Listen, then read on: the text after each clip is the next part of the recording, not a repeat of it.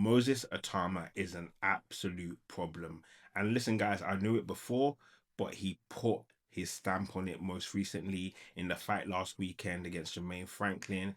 14 and 0, 12 knockouts. He did what many haven't been able to do, including Anthony Joshua, Dillian Whyte.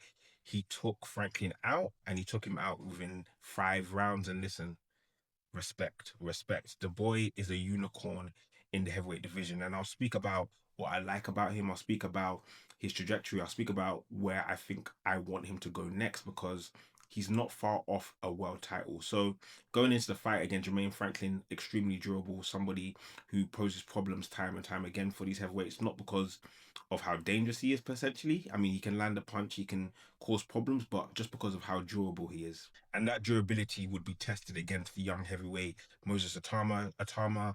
Listen, every time I've seen him, I've been so impressed. The way he took out Dillian Whyte, the way he conducts himself. And this fight was just evidenced in terms of his maturity. He is so mature in the way he conducts himself in the ring.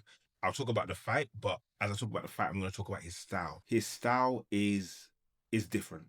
The way he maneuvers is different. He's not the biggest ever heavyweight, but he has the size, he has the power, he has the speed, he has the footwork, and his defense and how he conducts himself was paramount. And yes, he can get caught from time to time, but he will always give more than he gets. And again, what I liked is that he started on the front foot. He started dangerous, but he's also started respectfully. His right hand was consistently up. He's in that southpaw stance, which will cause a lot of heavyweights a lot of problems. The speed is the one that separates him. The speed is silly. He's built like a heavyweight, as we mentioned, but he moves like a lightweight. The hands are fast. And again, it's a combination of all these things that make him so special. I look at him, and this fight was a combination of that speed coming through, that power coming through. He's knocking out grown men. He's only what, 21? The future is very bright for Moses. And again, like so many aspects of his game on the weekend, I look forward to his future fights as well. And I think it's going to be interesting how he adapts to other heavyweights because he's getting up there in terms of the rankings. He's getting up there in terms of he's a mandatory for Fabio Wardley's title, and this is something that he's gonna have to think about if Wardley gets through Dubois.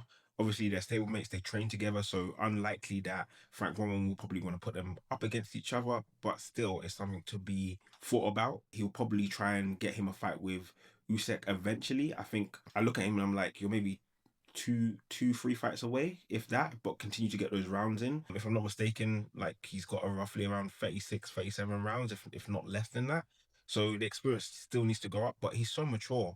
The way he conducts himself impresses me so much. And listen, I've spoken about the speed, silly fast. The power, clearly there. The footwork is something that is underrated because the way he moves around the ring, again, it's not like other heavyweights. He moves very fluidly. Someone who's hard to stop. He gets into those angles very quickly. His never looks like he's off balance. And these are skills that not every heavyweight has. You have to think about that. Some heavyweights will have the speed. Some heavyweights will have the power, like a Wilder, for example, or the speed, like a Andy Ruiz. But to have the combination of two plus what looks like a solid defense and the footwork, yeah, you're talking about someone who's going to be very special. The maturity at such a young age. Listen, I can see a very bright future for him, and I wouldn't put him past giving Usyk a very good fight if that ever was to come to fruition. For me, he has the total package. I mean, when you add in again the feints that he's able to deliver each and every fight, just putting off his opponent. Again, something that's an underrated piece of boxing. You cannot settle because he's feinting you. You're wondering where the next shot is going to come from because of the speed, because of the power. You can't really settle. And with all of that, yeah, you're going to be in trouble. You are going to be in trouble. Where his next fight comes from, I'm not entirely sure. It will be interesting who he goes up against. I mean, as mentioned, he's up in those rankings.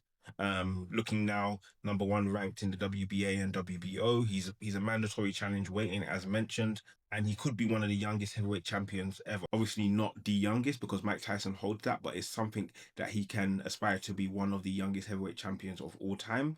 And when it comes to who's next, again, I'm not 100% sure.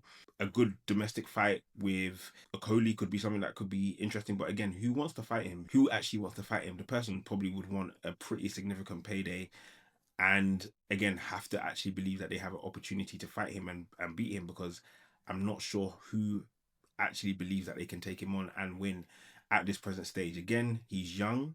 There are many more challenges to come. He won't always have it his own way, but this is a very, very special fight.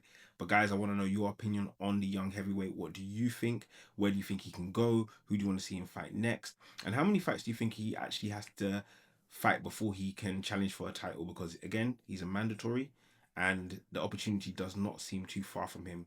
It's been EDA, guys. Make sure to like, comment, and subscribe. Peace.